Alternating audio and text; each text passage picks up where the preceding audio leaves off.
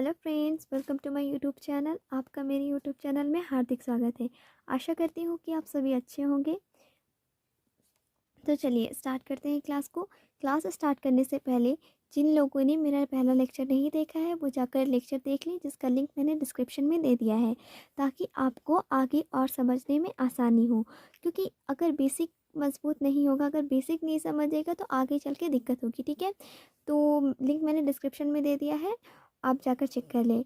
और एक बात आज मैं फिर बोल रही हूँ कि अगर मुझसे पढ़ाने में थोड़ा बहुत मिस्टेक हो जाता है तो आप लोग कमेंट बॉक्स में मुझे बताएं, ताकि मैं उस गलती को प्रिपेयर कर सकूं और आगे अच्छे से आप लोगों को एक्सप्लेन कर सकूं। Thank you. तो चलिए क्लास को स्टार्ट करते हैं। तो कल हमने संख्या के बारे में पढ़ा था, नंबर सिस्टम के बारे में पढ़ा था। आज उसी से रिलेटेड कुछ एक्स्ट्रा टॉपिक पढ़ेंगे। ठीक है, हम लोगों ने कल पढ़ा था कि प्राकृतिक संख्या किसे कहते हैं। ठीक है, पूर्ण संख्या किसे कहते हैं, पूर्णांक किसे कहते हैं, और परिमेय संख्या, अपरिमेय संख्या, ईटीसी के बारे में हम लोगों ने पढ़ चुका था। ठीक है, अब हम पढ़ेंगे सम संख्या किसे कहते हैं। सम संख्या यानी कि इवन नंबर किसे कहते हैं। तो वो संख्या जो दो से भाज्य हो, सम संख्या कहलाती है। दैट मीन्स कि जो संख्या दो से पूरी पूरी कट जाती है वो दो संख्या कहलाती है। एग्जाम्पल के लिए हम यहाँ पर दो ले लेते हैं। अगर इसे डिवाइड करेंगे, टू वन ज़ा टू, ये पूरा पूरा कट गया। ठीक है, दो से पूरा पूरा कट गया दो, तो ये क्या हो गया, ये सम संख्या हो गया। इसी तरह फोर लेंगे तो दो से दो बार में चार, ये भी पूरी तरह कट गया, तो ये क्या हो गया, चार भी एक सम संख्या हो गया। दो, चार, छः, आठ, 10, दैट मीन जो संख्या, जो नंबर दो से पूरी तरह कट जाती है उसे हम लोग सम संख्या कहते हैं। ठीक है, अंतिम बात समझ में आई। तो चलो अब इधर जाते हैं विषम संख्या के बारे में। विषम संख्या दैट मीन्स ऑड नंबर किसे कहते हैं। तो वो संख्या जो दो से पूरी पूरी नहीं कटती है ऑड नंबर कहलाती है। देखो ये जो थी क्या थी, सम संख्या। ये दो से डिवाइड देते थे तो दो से पूरी पूरी कट जाती थी, तो इसलिए ये हो जाती थी सम संख्या। उसी तरह इसको अगर ले लें, एक को उठा लें और दो से काटें, दो की टेबल में एक आता है, नहीं आता है। ठीक है, 0.2 की टेबल में पूरी नहीं कटी, दो की टेबल में पूरी नहीं कटी, इसे पॉइंट में लेना पड़ा। ठीक है, तो ये क्या है, सम संख्या नहीं है, विषम संख्या। तीन को ले लेते हैं, टू वन ज़ा टू, तीन में से दो गया एक। ठीक है, तो ये भी क्या हुआ, एक शेषफल बच गया, तो ये भी दो से नहीं कटा, तो ये हो गया विषम संख्या। इसका मतलब ये अच्छे से समझ लो कि जो संख्या दो से पूरी पूरी कट जाती है उसे सम संख्या कहते हैं, और जो संख्या दो से पूरी पूरी नहीं कटती है उसे विषम संख्या कहते हैं। अब बात ये आई, क्वेश्चन आपसे ये पूछ देगा कि सबसे छोटी सम संख्या किसे कहते हैं, तो क्या बोलिएगा, कौन सी संख्या जो है दो से पूरी पूरी कट जाती है वो और सबसे छोटी होती है, तो कौन सी है, तो दो है, क्योंकि एक तो नहीं कटता है ना। तो दो सबसे छोटी सम संख्या है। और दो अंकों वाली सबसे बड़ी सम संख्या क्या है, दो अंकों वाली सबसे बड़ी सम संख्या क्या है, तो गेस करो क्या है, दो अंकों वाली 98। ओके, 98 दो अंक वाली सबसे बड़ी सम संख्या है। क्योंकि अगर हम लोग इसको डिवाइड करेंगे, टू फोर ज़ा एट, नाइन में से एट क्या, वन, एट, टू नाइन ज़ा 18, 49 बार में पूरी पूरी कट जा रही। अब ये तो पता चल गया कि दो अंक वाली सबसे बड़ी सम संख्या कौन सी है और सबसे छोटी सम संख्या कौन सी होती है। ठीक है, अब हम जानेंगे सबसे छोटी विषम संख्या कौन सी होती है। तो सबसे छोटी विषम संख्या जो होती है वन होती है, और अक्सर ये क्वेश्चन एग्जाम में पूछता है, तो आप लोग इसको याद रखिएगा। सबसे छोटी दो अंक वाली संख्या दो, सबसे छोटी दो अंक वाली सम संख्या 10 होती है। ठीक है, और सबसे छोटी सम संख्या दो होती है, और सबसे छोटी विषम संख्या एक।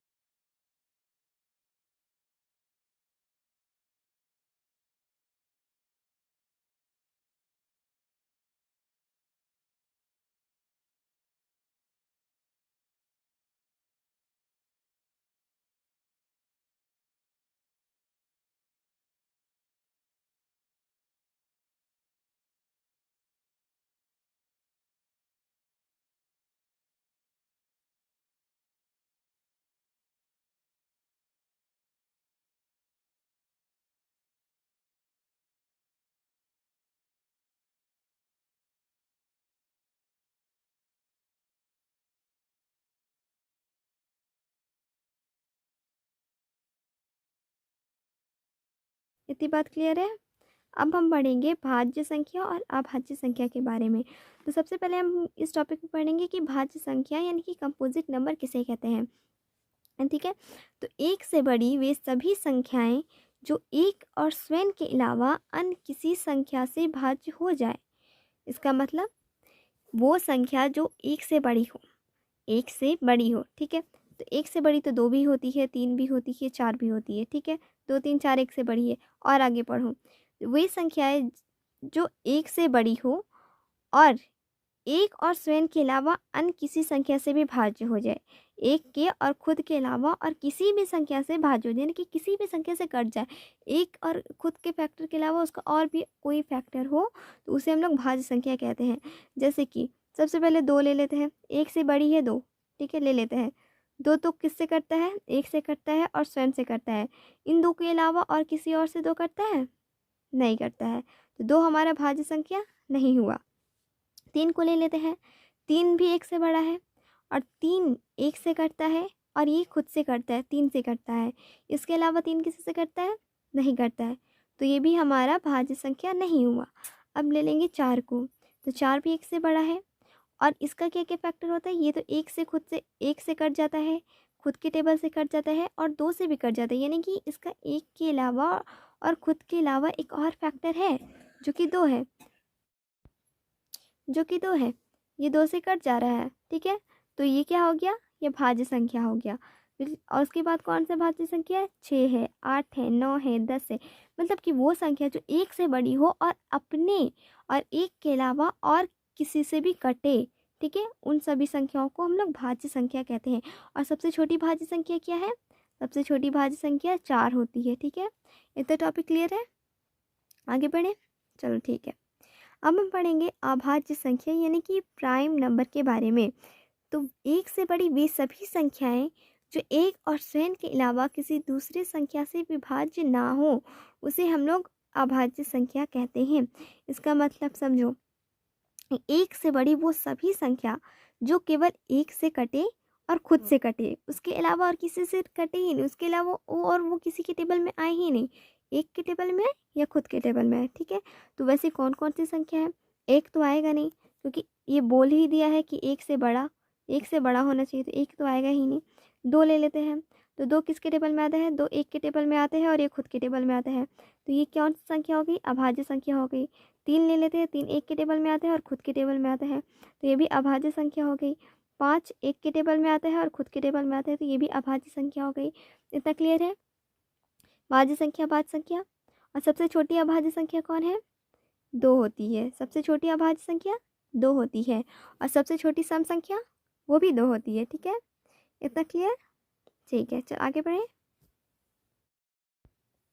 अब ये कुछ इंपॉर्टेंट नोट्स जो आपके एग्ज़ाम में पूछे जा सकते हैं, ठीक है। कि 1 से 50 तक में 15 अभाज्य संख्या है, 1 से 50 तक में 15 अभाज्य संख्या होती है। 1 से 50 तक में कितनी संख्या होती है अभाज्य, तो 1 से 50 तक में 15 अभाज्य संख्या होती है, ठीक है। और 1 से 100 तक में कितनी अभाज्य संख्या होती है, तो 1 से 100 तक में 25 अभाज्य संख्या होती है, ठीक है। और 2 अंकों की सबसे छोटी अभाज्य संख्या 11, 2 अंकों की सबसे छोटी अभाज्य संख्या 11 और 2 अंकों की सबसे बड़ी अभाज्य संख्या 97। और 2 क्रमांगत अभाज्य संख्या का एचसीएफ, क्रमांगत यानी कि लगातार, 2 लगातार अभाज्य संख्या का एचसीएफ कितना होता है, 1 होता है, ठीक है। इसको हम लोग प्रूव कर सकते हैं।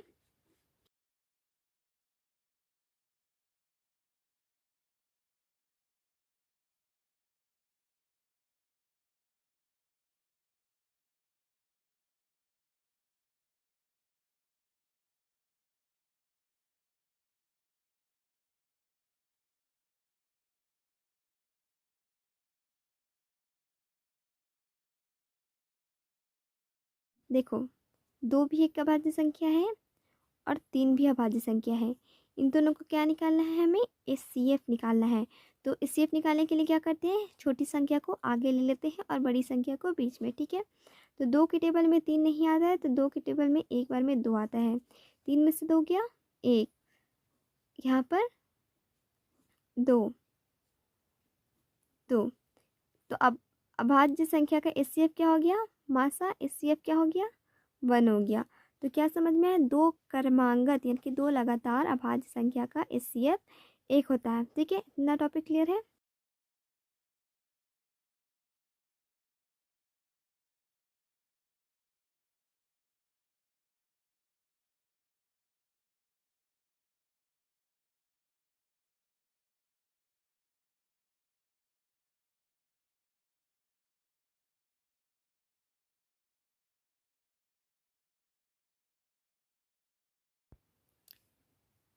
सबसे छोटी भाज्य एवं सबसे छोटी अभाज्य संख्या, सबसे छोटी भाज्य संख्या क्या होती है,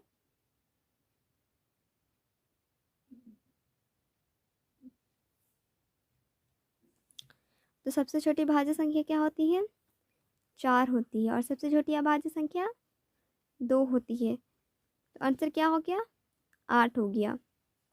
तो सबसे छोटी भाज्य एवं सबसे छोटी अभाज्य संख्याओं का गुणनफल कितना होता है, 8 होता है। ठीक है, इतना बात क्लियर है, आगे बढ़े। ओके, और अगर आप लोगों को कुछ समझ में नहीं आ रही है या फिर कुछ मिसअंडरस्टैंडिंग लग रही है या कोई डाउट है तो आप लोग कमेंट बॉक्स में मुझे कमेंट करें, मैं उसका रिप्लाई ज़रूर करूँगी। ठीक है, अब बात करेंगे हम लोग सह अभाज्य संख्या यानी कि को प्राइम नंबर। सह अभाज्य संख्या यानी कि सह का मतलब क्या होता है, युग्म, पेयर। ठीक है, तो को प्राइम नंबर के बारे में पढ़ेंगे। तो जिन 2 संख्याओं का एचसीएफ 1 होता है वो सह अभाज्य संख्या कहलाती है। तो कोई भी 2 सह अभाज्य संख्या ले लो, कोई भी 2 संख्या ले ले। ठीक है, 5 7 ले लिए, 2 3 ले लिए, 17 19 ले लिए, अभाज्य संख्या ले लिए कोई भी 2। ठीक है, उसका एचसीएफ 1 होना चाहिए। तो अब चेक करते हैं एचसीएफ 1 है कि नहीं इसका।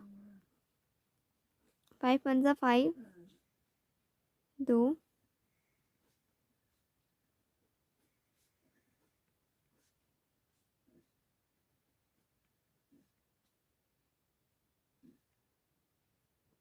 एचसीएफ क्या आया, 1 आया। तो क्या हो गया, ये कौन सी संख्या हो गई, सह अभाज्य संख्या। ठीक है, कौन सी संख्या है, सह अभाज्य संख्या। अब 2 3 कौन सी संख्या, इतनी बात क्लियर है कि जिन 2 अभाज्य संख्याओं का एचसीएफ 1 हो वो सह अभाज्य संख्या कहलाती है। ठीक है, और अगर तुम लोग को ऑप्शन में दिया हो कि निम्न में सह अभाज्य संख्या कौन है, निम्न में सह अभाज्य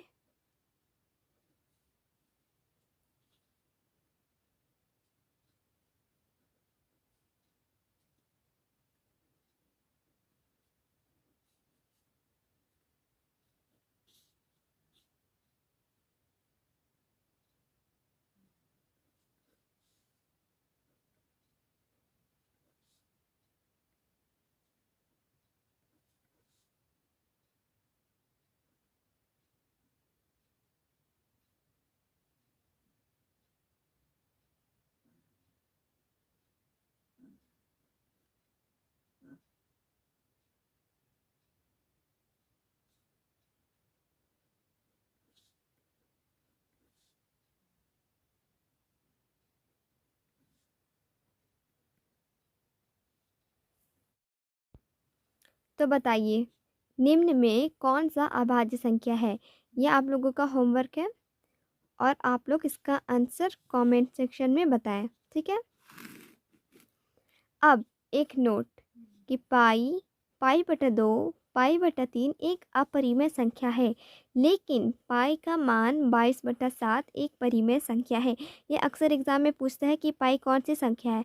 तो पाई अगर आ गया कि पाई कौन सी संख्या है तो उसमें हम लोगों को लगाना है, उसमें आप लोगों को टिक करना है पाई अपरिमेय संख्या है। लेकिन वही आ गया कि 22/7 क्या है, तो 22/7 आ गया तो उसमें आप लोगों को टिक करना है कि 22/7 परिमेय है। पाई एक अपरिमेय है लेकिन 22/7 क्या है, परिमेय है। ठीक है, इतनी बात।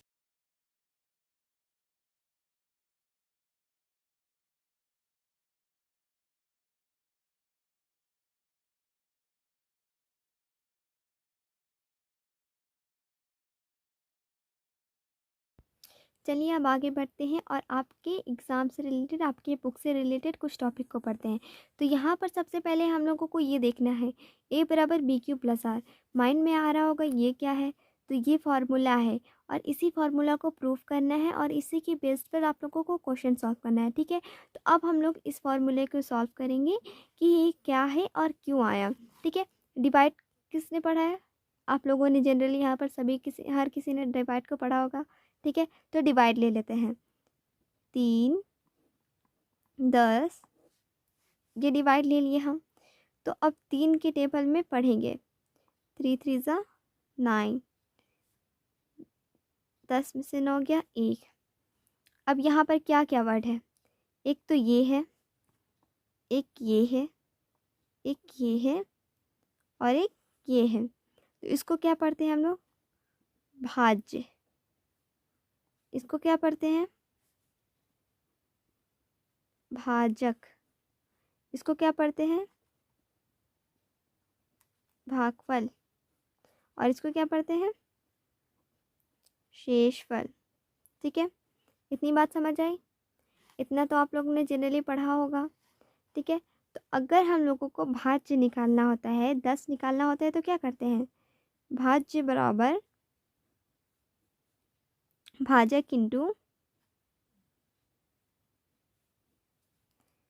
इंटू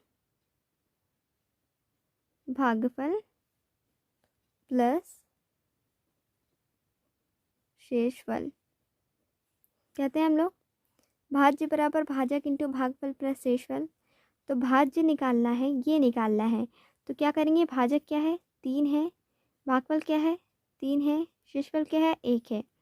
9 + 1 10 निकल के आ गया। भाज्य निकल के आया, क्या है? 10 है।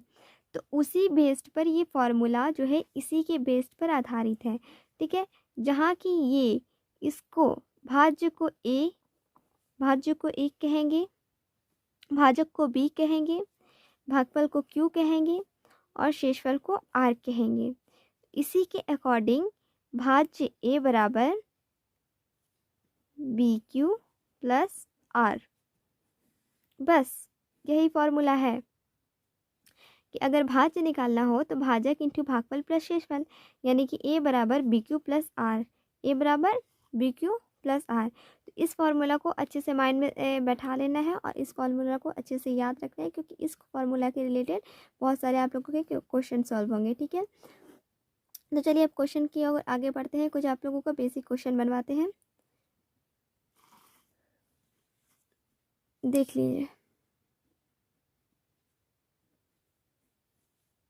भाज्य बराबर 21,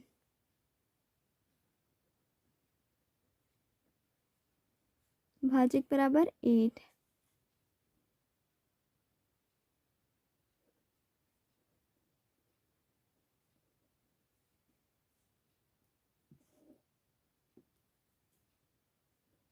दो। तो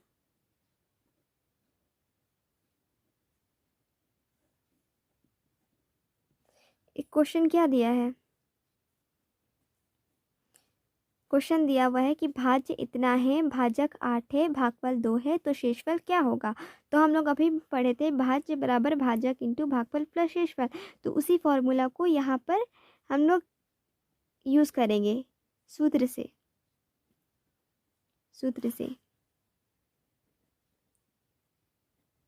भाज्य बराबर भाजक इंटू भागफल प्लस शेषफल। तो भाज्य क्या दिया हुआ है? 21। भाजक क्या है? 8 है। भागफल क्या है? 2 है, प्लस शेषफल नहीं पता है, तो शेषफल को क्या लिख लेंगे? शेषफल ही रखेंगे। अगर आप चाहें तो एक्स मान कर भी बना सकते हैं, लेकिन हम डायरेक्टली बना रहे हैं, ठीक है। तो अब यहाँ पर 21 × 16 प्लस शेषफल 21 - 16 बराबर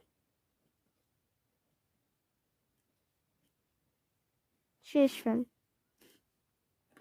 इतना बात क्लियर है? इतना बात क्लियर है? आई होप आप लोगों को इतना समझ में आया हो। अब इसको इसमें से माइनस कर लीजिए, तब आप लोगों का शेषफल आ जाएगा। ठीक है,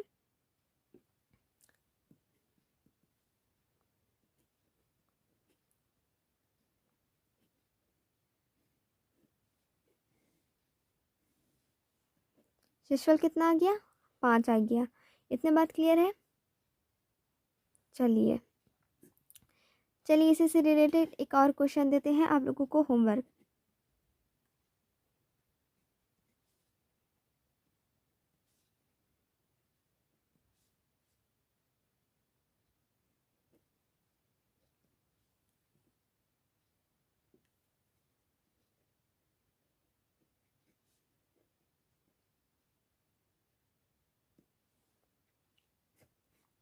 इसका आंसर क्या होगा आप लोग कमेंट सेक्शन में बताइएगा, अदरवाइज़ हम इसे कल की क्लास में आप लोगों को सॉल्व करवा देंगे। ठीक है, तो आज की क्लास में इतना ही।